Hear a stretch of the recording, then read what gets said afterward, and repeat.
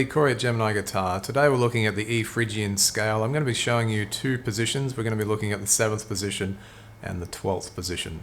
So as an added bonus to the lesson, I'm including a drum guitar backing track as well as a scale sheet that I did up in Neck Diagrams, a nice groovy little program that I use for drawing scales on the computer. So it looks really cool as a PDF, and you can print that out to learn these shapes properly and get assimilated so that you can get improvising. So be sure to keep the scale sheet handy at all times during the video, and that will help learning the notes and assimilating them into your playing. Bear in mind that improvisation takes time, and like anything, when anyone starts out, I know myself, it can be a bit awkward, but you've just got to persist through that, and don't be too critical on yourself.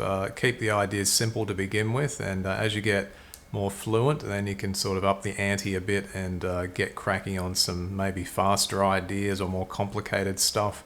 And it's all really part of the fun, isn't it? You know, so you don't want to take yourself too seriously when doing your improvs. There are mistakes to be made, and that's cool too. So anyways, without further ado, let's check out the scales. I'm going to demonstrate those, and then I'm going to show you just a couple of concepts and keynote ideas that you can try out in this first study of the E Phrygian scale.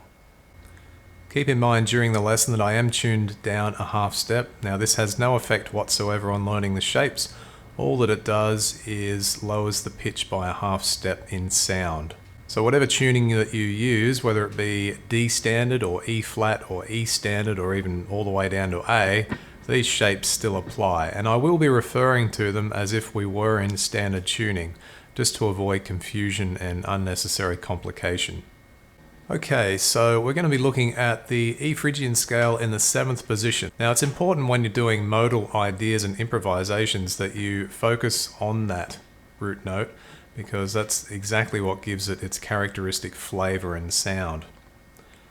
Having said that, it's open to experimentation also, so as you progress through your improvisational journey, you'll discover that different notes work well with others. Right, so here we go. 7th position, E Phrygian.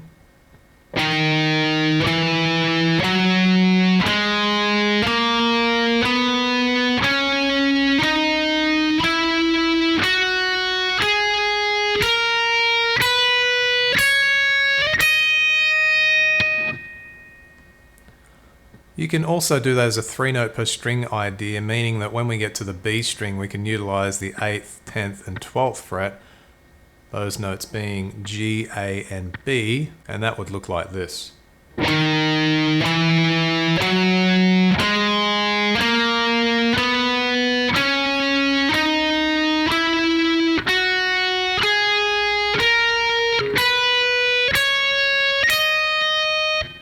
The advantages of 3 notes per string lie mainly in the picking, and I find 3-note per string patterns are incredibly good to use faster picking ideas with. Okay, so as for the 12th position, we actually get the full range of the strings here, starting on the E note on the low E string, and it looks like this.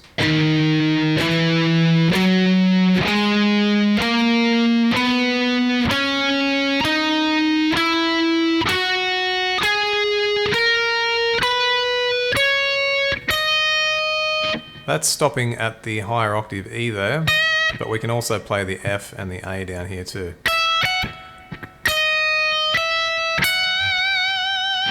Okay, so when you're new to improvisation, it's nice to have sort of a basic set of note choices that you might like to try out to begin with, just to kind of dip your feet in the water a bit.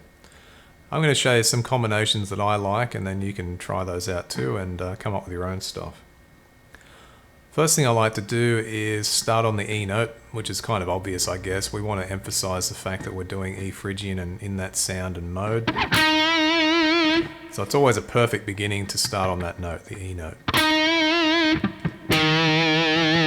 We've got one down the 12th fret on the E string. So be aware of your octaves, and that just means it's the same note just within a higher or a lower register.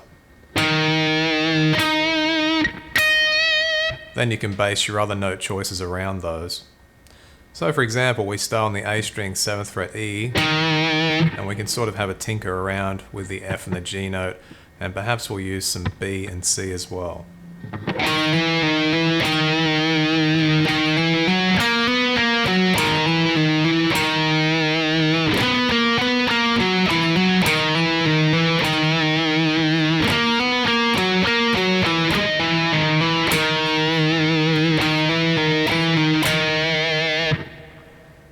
Now we can add in other strings as well, so we might use the 3rd and the 6th string with that.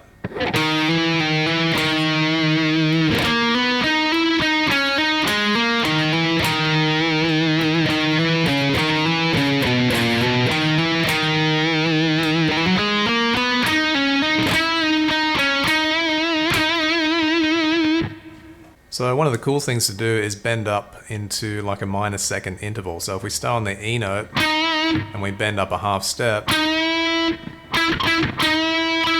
we get that minor second interval, which just means that from the root, if we move that up by 1 fret or a semitone, we have that minor second interval. Now of course you can use this in all the octaves. So on the 5th string,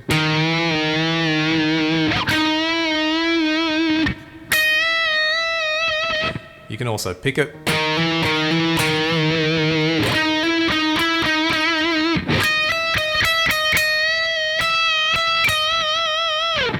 And it works pretty cool too.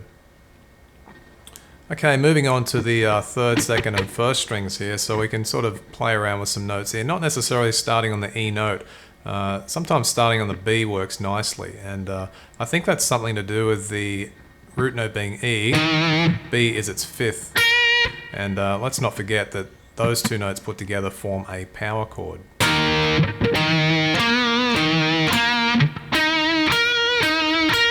So you can get some good mileage out of that interval too, from the root note to the 5th, or even starting on the 5th back to the root.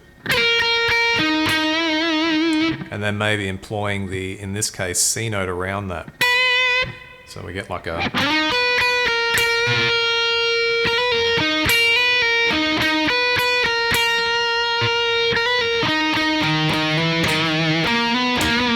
There's that C note again there with the B note.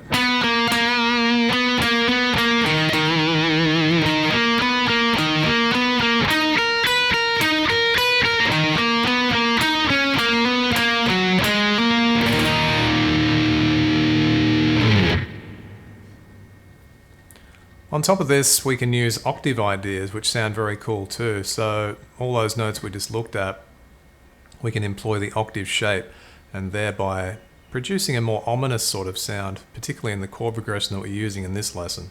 For example, using E, F and G octaves.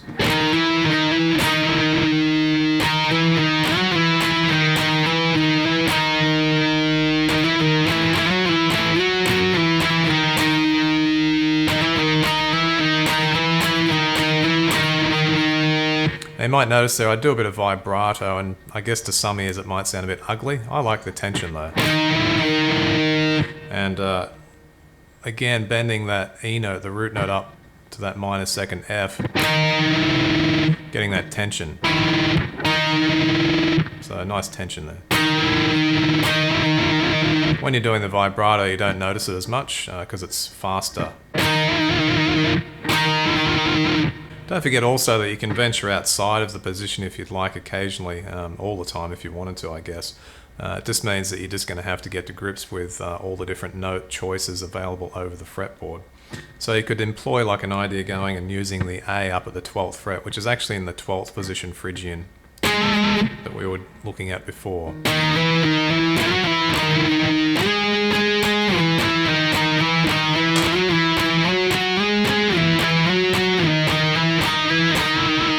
So from that E note to the A note. Okay, so looking into the 12th position, one of the cool things I like to do with this, and there's two things that I was doing in the intro that I'll explain a bit about. Firstly, it's a 3-note per string idea starting on the low E string, and what I do here is like a fast alternate picking idea, and it sounds a bit like this.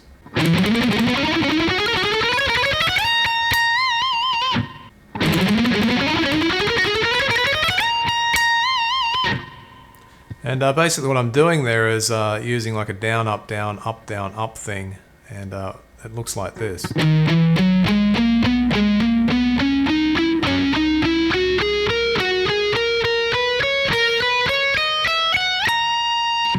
I'm then finishing on that B note, again that B note, so there's a nice tension there in that. Just to explain a bit more, a bit slower about what's going on there again. So we're starting on the E string, down, up, down, then progressing to the A string, up, down, up. So that's what you'll notice about this picking pattern. Down, up, down, up, down, up. Down, up, down, up, down, up. And then you stay on the string that you were just on, play that idea again, and progress to the next string.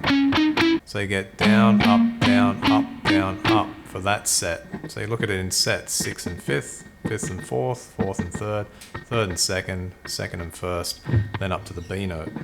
So let's have a look. Next set. Next set. Next set. Next set. And then up to the B note.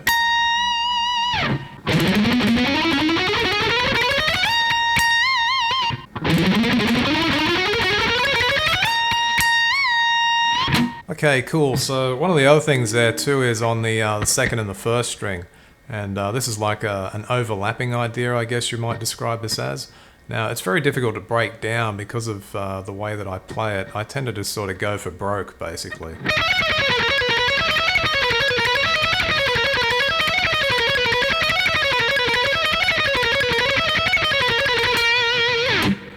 And I'll try to slow that down a bit here just so you can see what's happening, and then I'll just break up the note choices.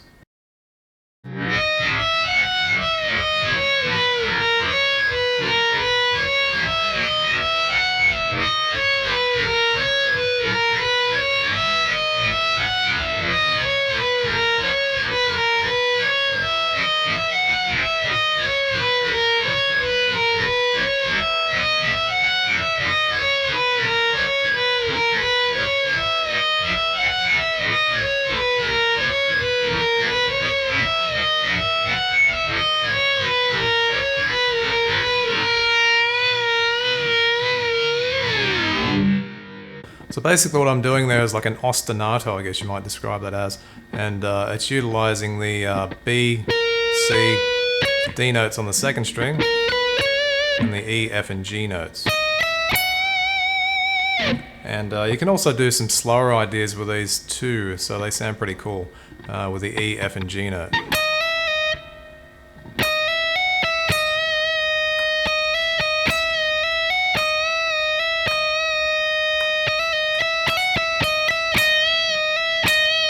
Don't forget that you can employ the D note and the B note and the C note on the second string with that too.